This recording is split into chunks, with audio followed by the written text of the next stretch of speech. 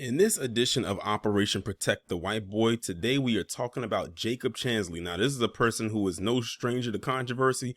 He's no stranger to being in the public eye. And he's no stranger to my channel. He's no stranger to Lisa Cabrera's channel. I bet she's probably going to have a video up about this very soon. Definitely much sooner than I will. But Jacob Chansley, he was the QAnon shaman who, of course, he made his presence be very known on January 6th back in 2021. Now, this guy was sentenced to federal prison for, I believe, 42 months.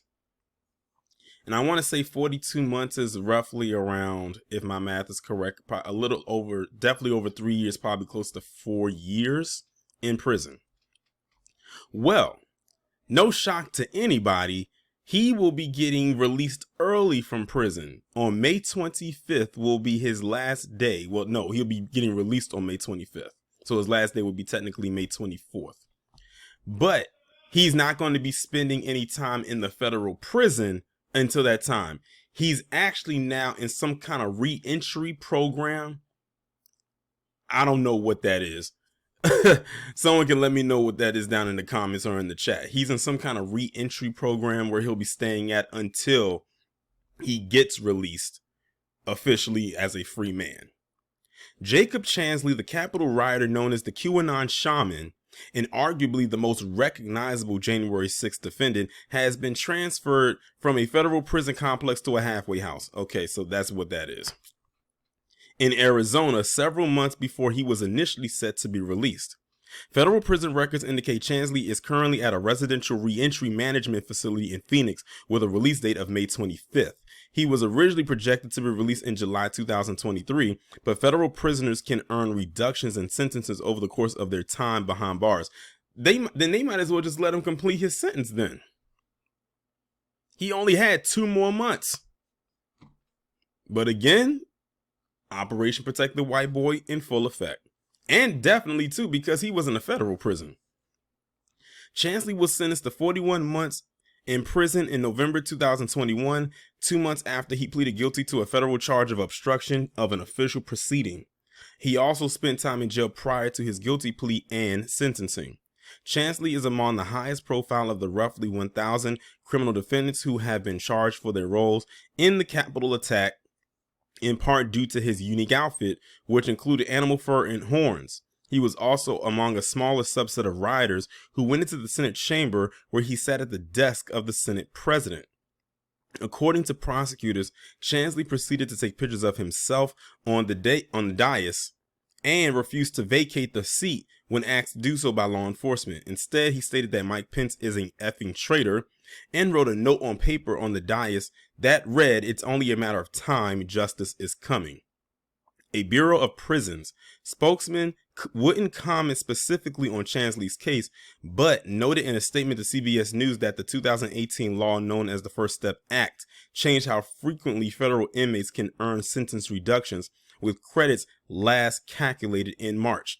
Chansley regained prominence this month when his case was the subject of a series of programs on Tucker Carlson's primetime Fox News show.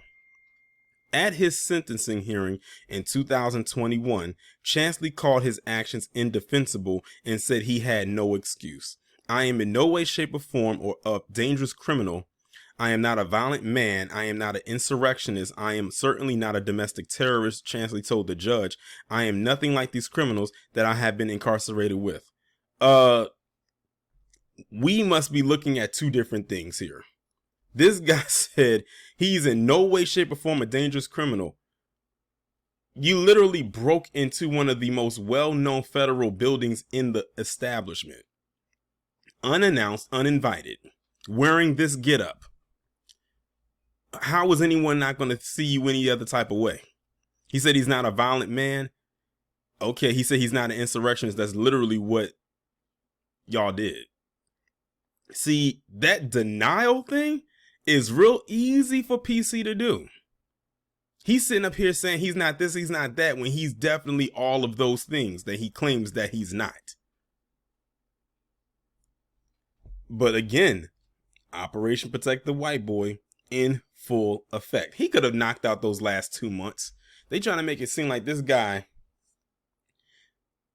was just dying in there. And speaking of, remember, he was on some kind of a diet or some kind of eating regimen, I believe it was, and they worked a way for him to have the foods that he wanted. Like, literally, the guy was probably getting treated nice in there.